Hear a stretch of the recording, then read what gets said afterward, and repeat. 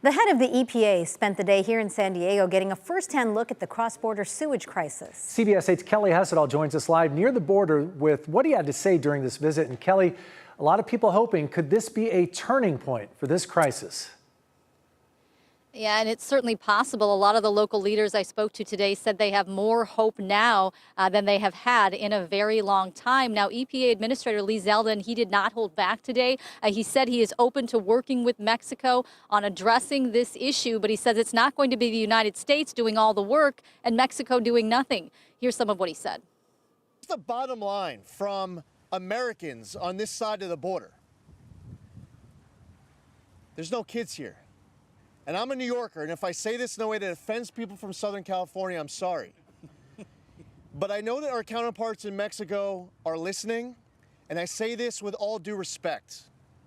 But to understand what's going on inside of the American, who just cares about having it resolved, they don't give a how it gets done, as long as this crisis is over.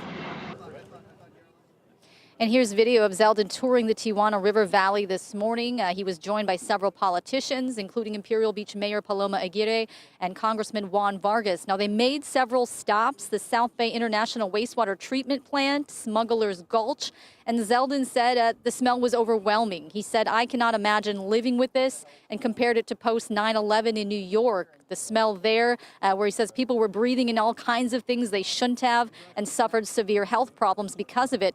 So he told us today at MCRD that he is in talks with Mexico officials. He's open to collaborating with them on fixing these issues within the next 24 hours. He says he wants to come up with a list of things that have to happen to really address this sewage problem. And if Mexico doesn't agree to all of them, he says they'll have to go from there with strategy and tactics to get them to comply. He says we need to be able to measure progress happening in Mexico. We can't just keep throwing money at this problem and hoping that will fix it. Now, meanwhile, there were people protesting Zeldin's visit. They say they're taking a stand against the Trump administration and its policies. The group San Diego 350 told us this. We want this administration and Administrator Zeldin to take the climate crisis seriously, and we want him to recognize that defunding the EPA and attacking the nonprofits that do the work to support the environment is not the answer.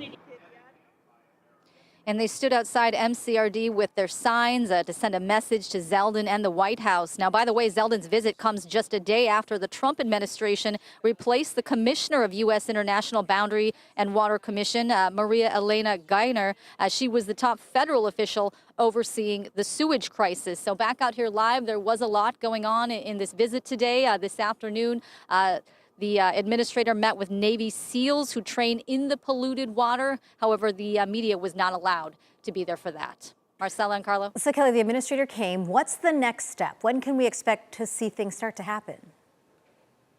Well, everyone I talked to today seems pretty hopeful that we're going to start hearing some things come out within the coming days. The administrator today said that President Trump is very aware of this sewage crisis. He's been talking about it on more than one occasion, and that he really wants to solve the sewage crisis once and for all. So at the end of the day, we're just going to have to wait and see what happens. Let's hope Lee Zeldin's expressed frustration means some real work coming to fruition here. Kelly Hessedal reporting live for us. Thanks, Kelly. It's been a long time, so hope to see some change.